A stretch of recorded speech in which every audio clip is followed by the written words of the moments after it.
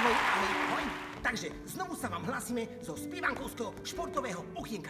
Doteraz sme si precvičili biceps, triceps a dnes si precvičíme chrbátik. No, s takýmto utieračikom sa to veru, že dá.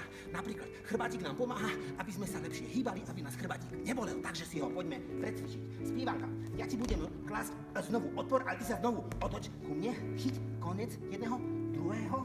Dobre. Tak, potiahneme a spievanka, nebudeme sa preťahovať.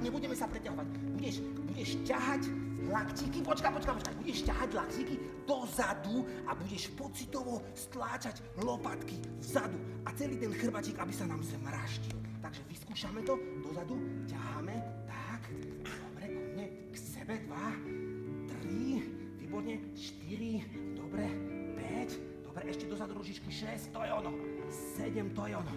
8, to je 8, ešte máš 9, už len jednu, výborne.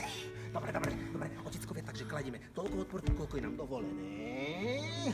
A na budúce sa prihlásime a budeme precvičovať ramienka. Nezabudnite, minimálne 4 série po 10 až 12 opakovaní. Ahoj.